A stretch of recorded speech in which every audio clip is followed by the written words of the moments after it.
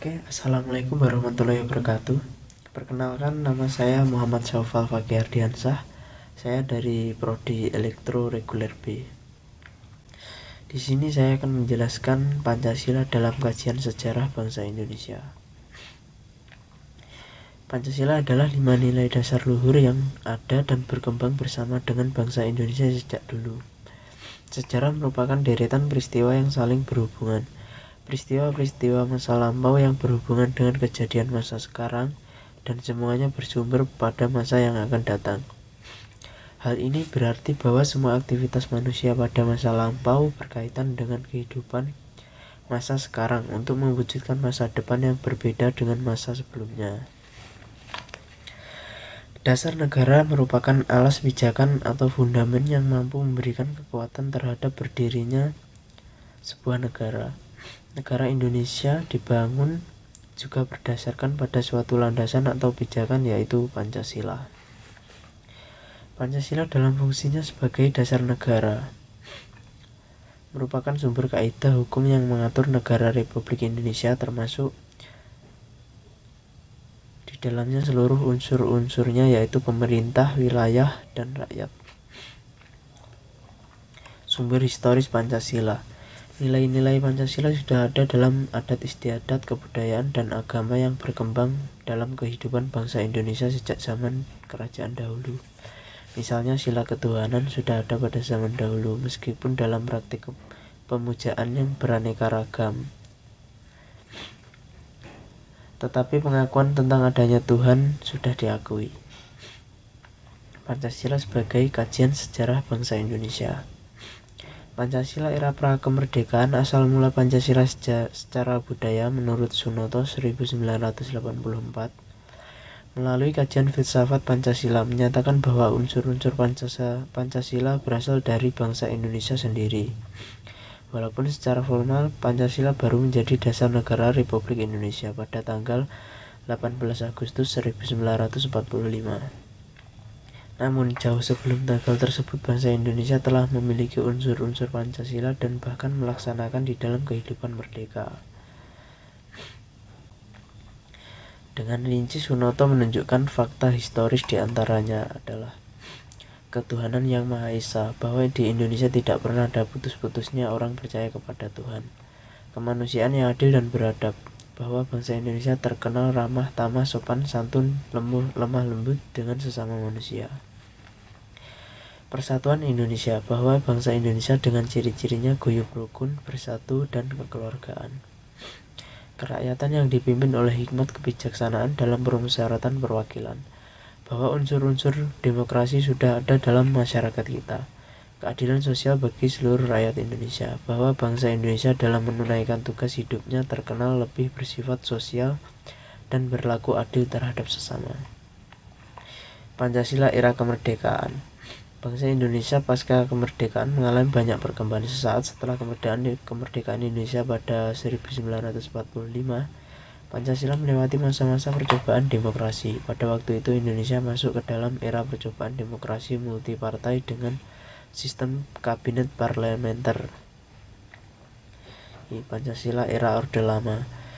Pancasila sebagai ideologi negara dan falsafah bangsa yang pernah dikeramatkan dengan sebutan azimat revolusi bangsa. Pudar untuk pertama kalinya pada akhir 2 dasawarsa setelah proklamasi kemerdekaan. Meredupnya sinar api Pancasila sebagai tuntunan hidup berbangsa dan bernegara bagi jutaan orang diawali oleh kehendak seorang kepala pemerintahan yang terlalu gandrung pada persatuan dan kesatuan. Orde Lama berlangsung sejak tahun 1959 sampai 1966. Pada masa itu berlaku demokrasi terpimpin. Pancasila era Orde Baru. Era Orde Baru dalam sejarah Republik ini merupakan masa pemerintahan yang terlama dan bisa juga dikatakan sebagai masa pemerintahan yang paling stabil. Stabil dalam artian tidak banyak gejolak yang mengemuka. Layaknya keadaan dewasa ini, stabilitas yang diiringi dengan maraknya pembangunan di segala bidang. Era pembangunan, era penuh kestabilan menimbulkan romantisme dalam banyak kalangan. Pancasila era reformasi. Memahami peran Pancasila di era reformasi khususnya dalam konteks sebagai dasar negara dan ideologi nasional merupakan tuntutan hakiki agar setiap warga negara Indonesia memiliki pemahaman yang sama dan akhirnya memiliki persepsi dan sikap yang sama terhadap kedudukan, peranan, dan fungsi Pancasila dalam kehidupan bermasyarakat dan bernegara. Pancasila adalah 5 nilai dasar luhur yang ada dan berkembang bersama dengan bangsa Indonesia sejak dulu. Sejarah merupakan deretan peristiwa yang saling berhubungan, yang disusun berdasarkan peninggalan-peninggalan berbagai peristiwa. Peninggalan-peninggalan itu disebut sumber sejarah. Dan dengan adanya sumber historis Pancasila ini, kita dapat mengetahui bagaimana asal-muasal Pancasila dari zaman ke zaman.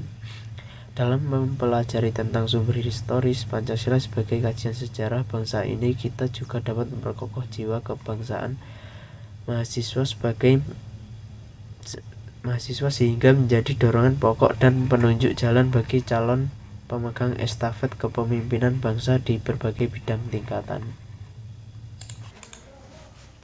Oke, lanjut kita akan membahas Pancasila sebagai ideologi. Ide, gagasan, logos ilmu atau pengetahuan. Ini menurut Alfian, ideologi adalah pandangan atau sistem nilai yang menyeluruh dan mendalam tentang bagaimana cara sebaiknya, yaitu secara moral dianggap benar dan adil, mengatur tingkah laku bersama dalam berbagai segi kehidupan. Lahir dan tumbuh kembangnya suatu ideologi negara, konsep-konsep abstrak tumbuh kembangnya di dalam masyarakat, diakui adanya nilai-nilai dasar, diyakini kebenaran untuk hidup bersama. Hasil olah pikir para cendekiawan dijabarkan dalam berbagai kehidupan, dirumuskan dalam deklarasi negara, dicantumkan dalam konstitusi negara. Hakikat ideologi. Ideologi menjadi bagian yang tak terpisahkan dari kehidupan umat manusia. Ideologi bukan sekedar pengetahuan teoritis belaka, tetapi merupakan sesuatu yang dihayati menjadi suatu keyakinan. Ideologi satu pilihan yang jelas menentu komitmen untuk mewujudkannya. Semakin mendalam kesadaran ideologi seseorang, berarti semakin tinggi pula rasa komitmennya untuk melaksanakannya. Ini untuk fungsi ideologi.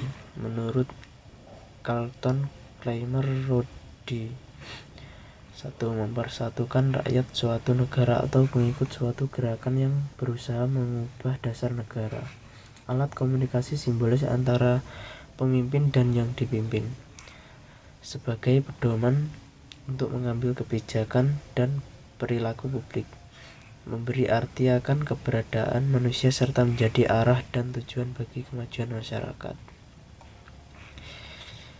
Ini sifat ideologi. Ada 2, ideologi terbuka dan ideologi tertutup.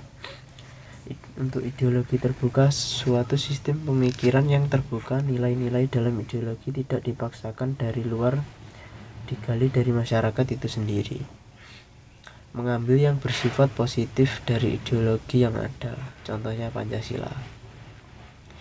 Ideologi tertutup. Sistem pemikiran yang tertutup artinya nilai-nilai dan cita-cita yang terkandung dalam ideologi merupakan cita-cita dari pencetus ideologi tersebut. Misalnya ideologi komunis oleh Karl Marx. Pancasila sebagai ideologi nasional. Para pendiri bangsa menginginkan Pancasila sebagai dasar negara yang sekaligus sebagai ideologi nasional. Nilai dan fungsi filsafat Pancasila telah ada jauh sebelum Indonesia merdeka. Secara melembaga dan formal, kedudukan dan fungsi Pancasila ditingkatkan dari filsafat hidup menjadi filsafat negara. Ini 3 alasan kenapa Pancasila masih dibutuhkan.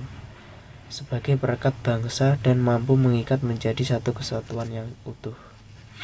Sebagai pedoman bagi rakyat Indonesia dalam menghadapi perkembangan masyarakat di era globalisasi. Sebagai filter atas berbagai pengaruh negatif fenomena modernitas. Pancasila sebagai ideologi terbuka. Pancasila senantiasa mampu berinteraksi secara dinamis. Nilai-nilai Pancasila tidak boleh berubah, namun pelaksanaannya disesuaikan dengan kebutuhan dan tantangan nyata yang kita hadapi dalam setiap kurun waktu. Pancasila senantiasa mampu menyesuaikan diri dengan perkembangan zaman, ilmu pengetahuan, dan teknologi. Gagasan pertama mengenai Pancasila sebagai ideologi terbuka muncul tahun 1985. Pancasila bersifat fleksibel karena mengandung nilai-nilai dasar intrinsik, nilai yang diinginkan oleh semua manusia, nilai yang tidak berubah, yang terdapat dalam pembukaan Undang-Undang Dasar 1945. Yang berubah adalah nilai operasionalnya, nilai instrumental yang dijabarkan dalam peraturan perundang-undangan, kebijaksanaan, hukum positif lainnya. Nilai praksis bersifat abstrak atau implisit yang terkandung dalam sikap dan perilaku manusia sehari-hari, seperti menghormati, kerjasama, kerukunan. Oke, kali ini saya akan membahas Pancasila sebagai kajian filsafat. Secara etimologis, istilah filsafat berasal dari bahasa Yunani, yaitu philen yang artinya cinta, dan sophos yang artinya hikmah atau kebijaksanaan atau wisdom. Jadi secara harfiah, filsafat mengandung makna cinta kebijaksanaan. Sedangkan filsafat dalam bahasa Inggris yaitu filosofi, orangnya disebut filosof, yang dalam bahasa Arab disebut filosof. Dalam artian lain, filsafat adalah pemikiran fundamental dan monumental manusia untuk mencari kebenaran hakiki, karena kebenaran ini diakui sebagai nilai kebenaran terbaik yang dijadikan pandangan hidup. Kesatuan Pancasila sebagai suatu sistem filsafat. Pancasila sebagai sistem filsafat berarti bahwa Pancasila merupakan kesatuan pemikiran yang mendasar yang membawakan kebenaran yang substansial atau hakiki. Pancasila yang disahkan secara formal di dalam pembukaan Undang-Undang Dasar 1945 itu telah memenuhi syarat sebagai sistem filsafat. Sebagai sistem filsafat, Pancasila yang terdiri dari 5 sila itu merupakan satu keseluruhan yang terdiri dari bagian sila-silanya, merupakan tata rakit yang teratur, dan tata rakit itu sesuai selaras dengan tata rakit keseluruhan Pancasila. Dalam konteks aksiologi yang membahas tentang manfaat dari nilai Pancasila sebagai sistem filsafat, secara keseluruhan bulat utuh mengandung nilai manfaat, yaitu untuk mempersatukan bangsa Indonesia yang beraneka ragam suku bangsa ini, mengandung manfaat sebagai acuan moral bangsa Indonesia dalam kehidupan bermasyarakat, berbangsa, dan bernegara, mengandung manfaat untuk dijadikan cita-cita bersama sebagai ideologi bangsa dan negara. Dalam konteks ontologis yang membahas tentang ada sebagai yang adanya tidak dapat tidak, dan hakiki. Artinya, keberadaan mutlak nilai-nilai Pancasila itu ada dalam adat istiadat, budaya, dan religi bangsa Indonesia sejak dulu kala. Keberadaan mutlak dari sistem filsafat Pancasila mempunyai kedudukan yang benar-benar kuat, tak mudah digoyahkan. Oleh karena itu, menolak Pancasila sebagai sistem filsafat berarti mengingkari nilai-nilai substansial hakiki yang telah membudaya dalam kehidupan bangsa Indonesia sejak dulu kala. Dalam konteks antropologis yang membahas tentang kajian manusia itu sendiri, Pancasila sebagai sistem filsafat bertitik tolak pada hakikat kodrat manusia yang monopluralis, yaitu terdiri dari susunan kodrat monodualis jiwa raga, kedudukan kodrat monodualis makhluk berdiri sendiri, makhluk Tuhan, sifat kodrat monodualis makhluk individu sosial. Hakikat kodrat manusia yang demikian itu menjadi landasan kehidupan manusia yang baik secara individu maupun kelompok kebangsaan, yang selalu diarahkan dalam keseimbangan dan keselarasan.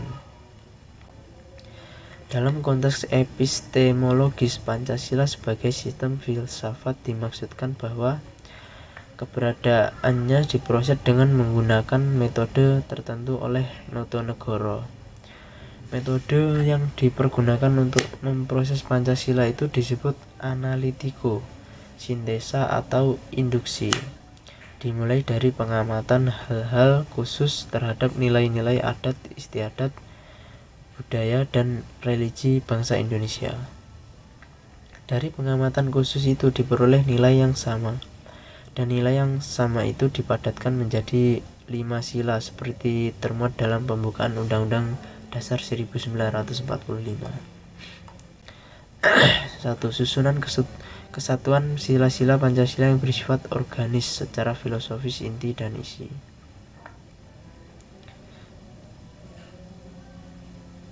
Sila-sila Pancasila bersumber pada hakikat dasar ontologis manusia, yaitu sebagai monopluralis yang memiliki unsur-unsur susunan kodrat, yaitu jasmani dan rohani.